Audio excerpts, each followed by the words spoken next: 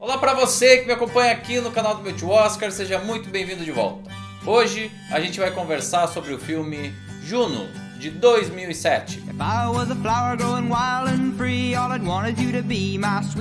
De todos os filmes indicados pela Academia como melhores do ano de 2007, certamente Juno era o mais popular e o mais querido do grande público. A primeira exibição dele aconteceu no Festival de Telluride, ainda em setembro daquele ano. Ele ainda fez parte da programação do prestigiado Festival de Toronto, e a partir daí ele veio ganhando corpo e esteve presente nos principais eventos da temporada de premiações. Para vocês terem uma ideia, até mesmo o American Film Institute, que todos os anos libera uma lista com os melhores filmes do ano de acordo com a organização, incluiu esse título entre as produções do ano de 2007. What's the prognosis, Fertile Myrtle? Minus or plus? Don't know, it's not seasoned yet. Take some of these. No. There it is. That little pink plus sign is so unholy. That ain't no Etch-a-Sketch. This is one doodle that can't be undid, Holmes Gillett.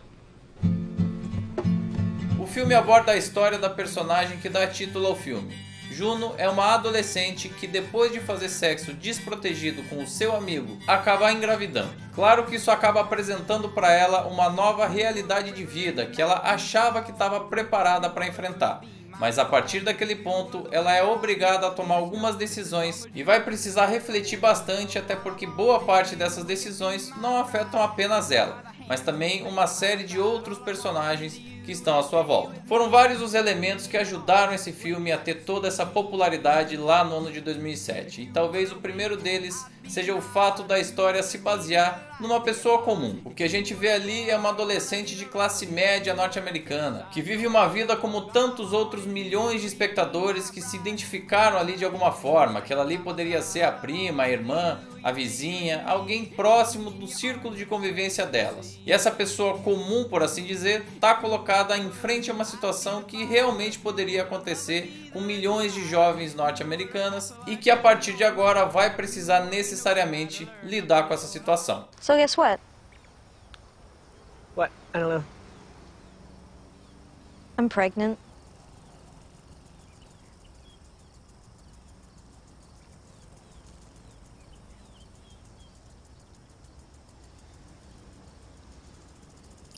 What should we do? Um segundo elemento que ajuda bastante o filme a se conectar com seu espectador é a naturalidade da condução dessa história. Não existe, por exemplo, nenhum tipo de exagero dramático em nenhuma das cenas apresentadas. Da mesma forma, nenhuma das estruturas já batidas e vistas várias vezes na televisão e em outros filmes mais simplórios são utilizadas nesse caso. Alguns lugares comuns são quebrados ao longo da narrativa, como por exemplo a reação do pai ao saber da gravidez de Juno. Ele reage de forma muito natural e comedida, a exemplo também da sua madrasta, que inclusive passa a apoiar ali toda essa situação. Isso, além de quebrar um pouquinho a expectativa do público, também abre espaço para a gente se aproximar cada vez mais dessa personagem protagonista. A carga dramática tradicional, que talvez fosse o conflito dela com os pais ou com o julgamento da sociedade, passa a ser outro. E aí eu já emendo o terceiro elemento que ajudou esse filme a se sobressair naquele ano. Com esses clichês de relacionamento familiar afastados, o público passa a se conectar com essa personagem para entender e tentar descobrir o que vai acontecer a partir dali. Por ter engravidado muito jovem, essa personagem tem toda uma vida pela frente, tem muito tempo para tomar essas decisões, e cada decisão que ela toma acaba gerando consequências para ela e para os outros que estão ao seu redor. Então o público fica ali um pouco em suspense para saber quais vão ser, afinal, os próximos passos. O que vai acontecer dali pra frente, já que o caminho óbvio de um filme sobre gravidez na adolescência não é seguido. É nesse momento que o filme nos apresenta dois novos personagens. I'm staying pregnant, Leah. Dude, you gotta keep your voice down, okay? My mom is inside. She doesn't know that we're sexually active. What does that even mean?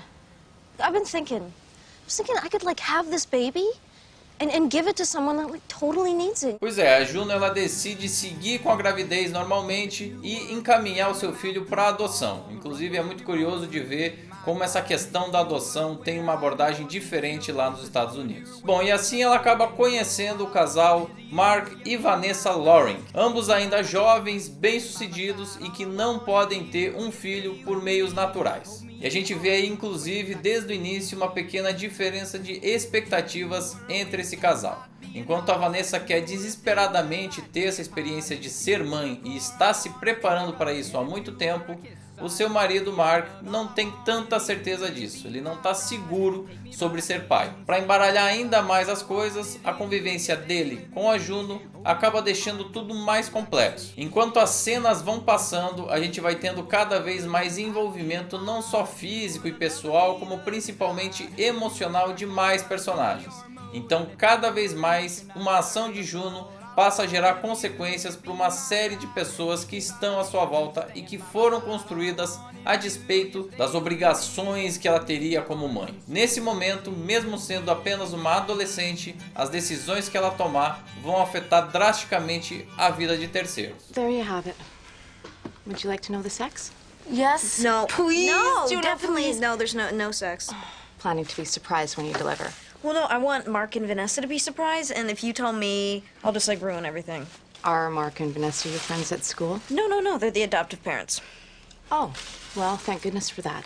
Um quarto elemento que ajuda muito esse filme é a escalação de elenco. Você tem interpretações regulares e consistentes de todo mundo que foi escalado para esse trabalho. J.K. Simmons, que faz o pai de Juno, Allison Janney, que faz a madrasta, Olivia Thirlby, num papel muito bacana de melhor amiga e que tem um suporte muito importante para algumas decisões que vão ser tomadas, Jason Bateman e Jennifer Garner, que fazem o papel do casal interessado na adoção, e Michael Cera, que é o pai da criança, mas curiosamente não é tão explorado pelo roteiro. Ele na realidade tem bem pouco espaço aí nos primeiros 2/3 do filme, mas em compensação tem um papel decisivo nas cenas de desfecho dessa história. E claro, o grande ativo do ponto de vista de atuação é mesmo de Ellen Page. Nessa época ela tinha apenas 20 anos de idade, não muito mais do que a personagem que ela interpreta, portanto, mas mesmo assim ela consegue transmitir todo o clima do filme, toda aquela apreensão e todas aquelas decisões que precisavam ser tomadas com muito profissionalismo para o espectador. Essa confusão interna que por vezes acaba acometendo ela em decisões difíceis está muito bem representada. Ela se doa bastante para o papel, em que pese ser um filme caracterizado como uma comédia. Vale lembrar que nessa época ela já vinha em alta, principalmente pelo seu papel no filme Meninamá.com, do ano de 2005, e que na minha opinião é até hoje um dos melhores trabalhos da carreira dela. Depois, no ano de 2010, ela faria parte do elenco de um outro filme indicado ao Oscar de melhor filme, A Origem, que a gente já analisou aqui no canal, e você pode voltar aqui nos arquivos para conferir a análise completa do filme. No caso aqui de Juno, ela recebeu o que até hoje é a sua única indicação ao Oscar de melhor atriz protagonista. You're so young. I'm not that young, okay? I'm 16, all right? I'm old enough to know when someone's acting like a total a-hole. Oh, and you know what? I bought another Sonic Youth album, and it sucks. It's just noise.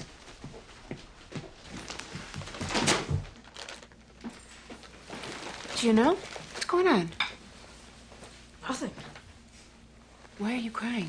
Na época, esse filme chegou a ser comparado a Pequena Miss Sunshine, lançado um ano antes, em 2006, e que a gente também já analisou aqui no canal, volte lá se você perdeu. No entanto, eu diria que essa comparação não é muito justa. Pequena Miss Sunshine se aprofunda muito mais nos símbolos construídos ao longo da narrativa. É um filme muito mais maduro, com uma construção de roteiro muito mais apurada. E inclusive a gente consegue lembrar de cenas muito mais memoráveis no caso de Pequena Miss Sunshine. Você cita facilmente várias cenas ali desse filme que te marcaram na memória, coisa que no caso de Juno, depois de algum tempo, você não é capaz de apontar. O que agrada no caso de Juno é muito mais o conjunto da obra do que necessariamente pontos específicos que se destacam aí da média dos filmes. Por esses motivos, eu diria que Pequena Miss Sunshine está vários degraus acima em termos de qualidade geral da produção.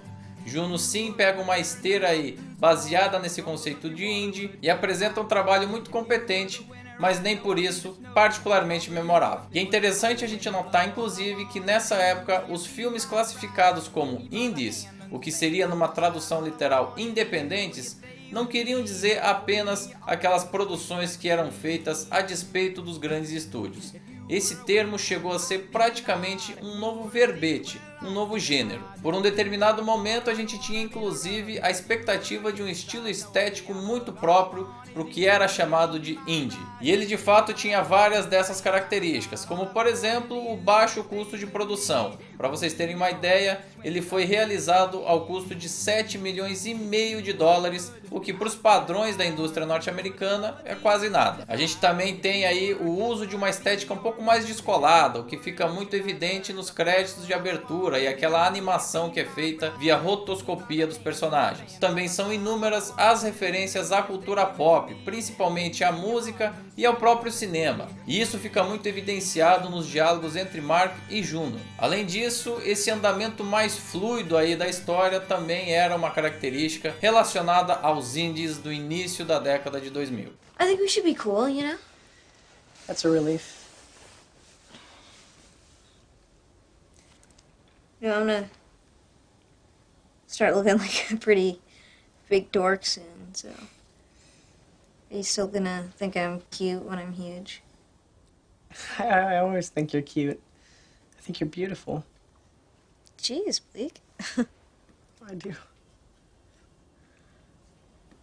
O filme foi indicado a 4 Oscars e venceu na categoria Melhor Roteiro Original, que foi escrito por Diablo Cody. Curiosamente, caso vocês não saibam, ela era uma ex-stripper que largou aí a sua profissão e escreveu o roteiro de Juno, que é o seu primeiro roteiro de longa-metragem da carreira. Você já imaginou sair de stripper a vencedora do Oscar?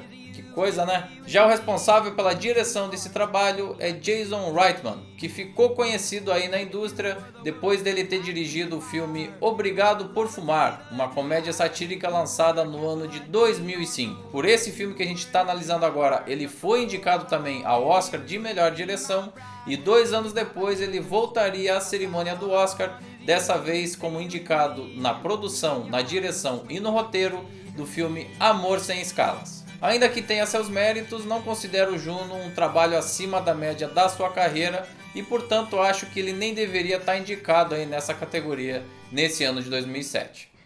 I stole a squirt of your wife's perfume. Really? Is Clinique happy? Get a whiff of those sparkling top notes. Oh, yeah. That's supposed to make me feel happy?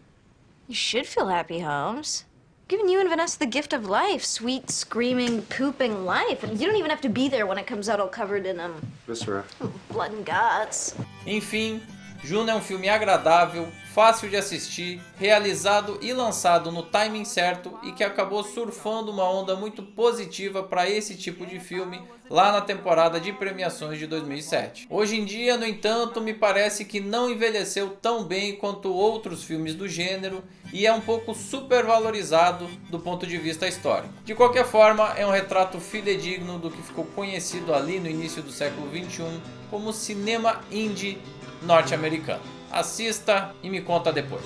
You're a part-time lover and a full-time friend. The monkey on your back is the latest trend.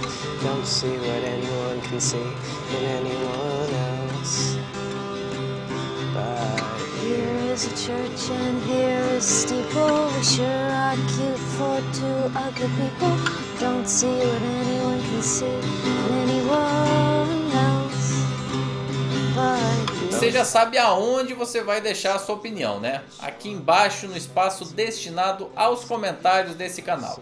Fique à vontade para deixar a sua análise, a sua opinião, a sua sugestão, a sua pergunta, o que você quiser sobre o filme e sobre esse vídeo. Também não deixe de curtir, de compartilhar esse material, de se inscrever no canal e também em todas as redes sociais do meu tio Oscar. E ativa as notificações do sininho, hein? É muito importante pra gente. Seguimos aqui no ano de 2007 analisando os filmes indicados pela Academia no Oscar de Melhor Filme e o próximo título vai ser Desejo e Reparação, dirigido por Joe Wright. Tá muito bacana e eu te espero aqui. I don't see what anyone can see in anyone else.